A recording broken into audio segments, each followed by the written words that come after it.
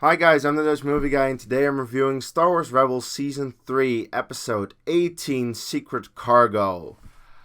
I have my computer back, and I have a microphone, and there's a new Star Wars Rebels episode. I'm so happy. I'm beyond happiness. This episode was great. My computer works fine. I have a great microphone that has better audio quality. I assume it has better audio quality. Please let me know how this is an improvement over the previous videos that I made without an actual microphone. I just used the microphone for my camera.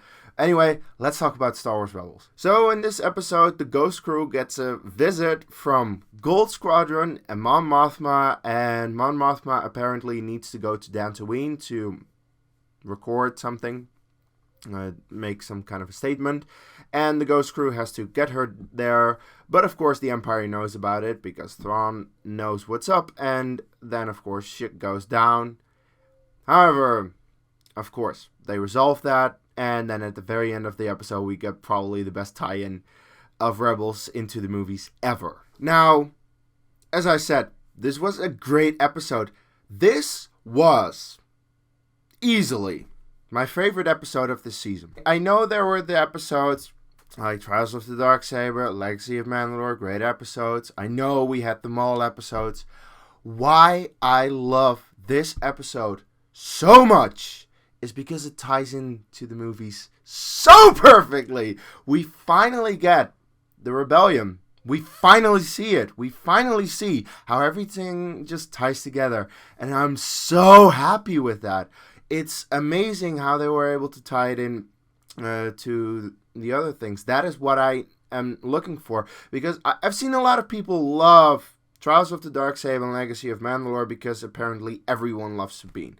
I like Sabine, good character, not my favorite. Easily not my favorite. She'll never be my favorite. Hera is my favorite. Hera is the one who really ties into the rest of the rebellion and the movies, and this ties into the movies and the rebellion in the larger picture. Really what this show is about. Rebels. This isn't called Mandalorians, it's called Rebels. This is why I watch the show. I want to see how the rebellion becomes the rebellion. This episode is by far the most that we've tied into that, the most that we've seen tie into the larger rebellion, and that is amazing. I love that. Speaking of Hera, by the way, she's back. She wasn't in the last episode or the one before that, and it's Hera again. I'm so happy with that because I fucking love Hera. Also, there were literally fanboy moments when I just screamed out of joy when I watched the episode. Like, Gold Squadron is in it, Dantooine gets mentioned, Mon Mothma's in it.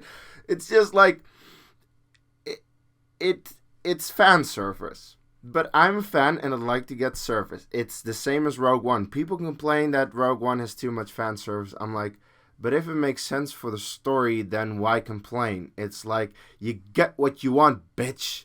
And this is what I want. I want to be serviced. This makes perfect sense for what is going to happen with the rest of the rebellion, where you see them in Rogue One. We know where they're going to end. At least some of them. At least we know that Hera and Chopper and the Ghost are there. Mon Mothma is there. So we need to go to that point, and seeing all of it tied together with Gold Squadron, with Gold Leader, it's just awesome. By the way, what's also is awesome, the way they animated all of these characters that we already know from the movies. We know how Gold Leader looks like. We know that from the movies. So to see him in this episode was like, okay, he actually looks like how he looks in the movie. And he sounds kind of like the movie. I mean, yes, the voice is a little different, but it's not that much of a difference like they had with Wedge. Like, Wedge's voice is nothing like the movie, and this voice, it's not like the movie, but it's similar enough. It's like, I'm okay with it. So that was great. And of course, the one who plays Mon Mothma in Rogue One and Episode 3 voiced Mon Mothma in this episode. That was great. And her speech at the end. Her speech at the end and seeing the entire Rebel fleet come above Dantooine, it's like, yes! It was awesome! Also, what makes this episode so great is right from the get-go, right from the start of the episode, there's tension. There's a lot of tension throughout this episode, actually, that people die. Like, some of the Gold Squadron people die. The only ones that don't, Gold Leader, of course, and Ezra, because they have to live. But the rest just dies. They kill them off. They're not afraid to do that. And it's like, wow, they actually did that. That's something. Now, if you are going to nitpick the hell out of this episode, because I really don't have overall complaints. My complaint, it's a really small one, is that it's conventional that everyone who we know is going to live lives. But I did feel a certain tension. I thought it was a tense episode with a lot of tense moments, especially like at the beginning. The Imperial droid comes and you're wondering, like, is he going to see them or not? Because actually, usually, they would go with the route that he doesn't see them and he just ignores them. No, he sees them. They actually go after him, and that's how the Empire detects they're there, and that the Empire knows that they're there and that they're going to transport Mon Mothma. And I thought it was a good way to introduce that, to set that up. And also, like, after that, when they have the encounter with the TIE Striker, actually having I believe it, no, wait, it's not the Striker. The TIE Defender, my bad. The Striker is from Rogue One. The TIE Defender that comes into play, that we saw a few episodes ago being constructed on Lothal. Now it is in this episode. It's being used, and it has shields, and it has a hyperdrive. It was really cool to see that. Also, they go into the nebula. Hera goes into the nebula. That is by far my favorite fanboy moment, because it's something that I've done in the Empire at War games. In the Empire at War games, it is a strategy sometimes to go into the nebula. So I did that a lot in the Empire at War games when I was a little kid. Not maybe that little of a kid, but when I was a kid, I used to play those games and used to use that as a tactic, go into the nebula to distract the enemy, the Empire. And to now have it in this episode, and Hera does it, it's like, yes! Yes! I had so many fanboy moments in this episode, and everything just makes perfect sense. And this is my favorite episode of the season, easily. And this is why I love Rebels, because it ties into the movies. They make it so that everything makes sense and tie it in. And it's so good. It's so good. I don't have any other negatives than the fact that it is a little conventional that everyone we know will survive survives. And a little bit of a nitpick, where's Canon? Zeb was in it. Sabine, we know, is not in it. Ezra was in it. So, like, Ezra was with Sabine. It's not that this takes place during the moment that they're on the planet with Sabine. No, Ezra's in this episode. So where's Canon? Can anyone explain me that? Okay, no, that really is it. This was my favorite episode of the season so far. I hope that one of the next episodes also has more tie-ins to the rest of the Rebellion. But we'll see. And what comes next is Double Agent Droid, which is an episode I've seen a little bit that it is heavily going to feature AP5 and Chopper. And I love Chopper. I think he's a great side character. He doesn't do too well in his own episodes. Like, we had the Forgotten Droid last season, and I don't know about I don't really remember a whole lot of episodes that he was in besides the Forgotten Droid. And the only reason I remember the Forgotten Droid is because it was not a good episode. It was one of the worst, actually. And AP5, I don't think I've liked any episode with AP5 in it. I know he was in the Winkathu job. No. I know that he was in, the Forgotten Droid, of course, he got his introduction, and he was in Warhead, all episodes that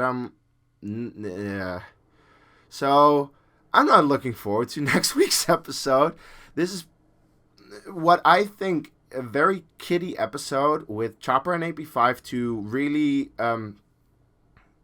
be for the kids and not tie into the rest of the plot.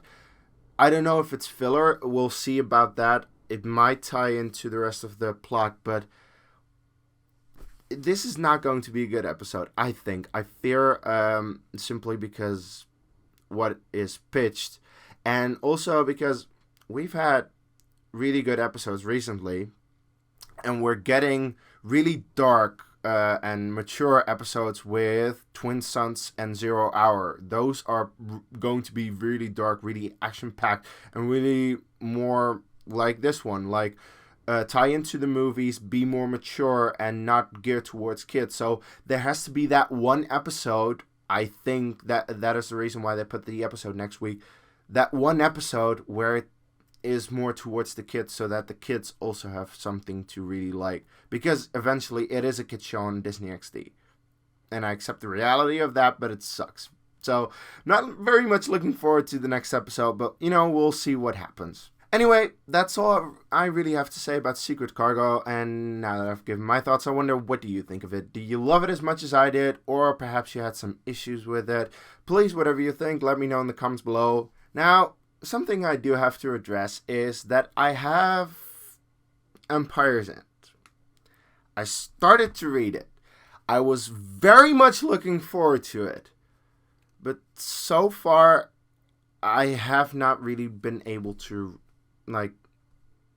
want to read it. It's not even I have been able to read it. I have had time to read it, but instead I have been playing games and doing other things because I've been trying to avoid it. This sucks. This honestly does. I wanted to love this book, especially after Life Debt. I was like, okay, Aftermath was not that good, but Life Debt was better, and if we can step it up a little bit, Empire's End, then it's going to be great. But so far, it's really not. I'm a little over halfway now. It is starting to get better now, but I'm not liking the book one bit, and it sucks. I am going to try and push through it in the next couple of days, and I know there is no try, but here's the thing. I am not going to guarantee a review by the end of next week. I hope I get it by the end of next week. I hope. I'm going to try, but I'm not going to guarantee anything, because within the first 100 pages, I've thrown the book around the room like 2 or 3 times because it pissed me off so much, because it's so goddamn bad in the first 100 pages. After that, it did get better, as I said, but the first 100 pages were so bad that I was really considering just also burning it and not continuing reading it because it was so bad. And then apparently people told me like it gets better later on, and like so far it is a little bit better. It's not that I have the need to throw it around, but I'm having a really hard time to get through Empire's End, and I do not get why people like this book. I honestly don't. I have seen people loving Empire's End. I'm like, are you kidding me? I'm not getting it. Anyway, that review will be up hopefully before the end of the month. That is the only okay, I will guarantee my review will be up before the end of the month, before Thrawn comes out. That is the only guarantee I can give you. That is what I needed to say, because people might have been anticipating my review for Empire's End. And it's not because I have anything against Chuck Wendig. I mean, yes, I got into a Twitter feud with him, but if I really had bias towards him, then I wouldn't have gotten this book. It's like, I still want to read it. I'm still a Canon junkie, and I still was hoping this was any good, but it's not. Anyway, that's really all I need to say about Rebels and about Aftermath Empire's End. And as always, if you've liked this review and you want to see more of my movie, trailer, and Star Wars reviews, click right here.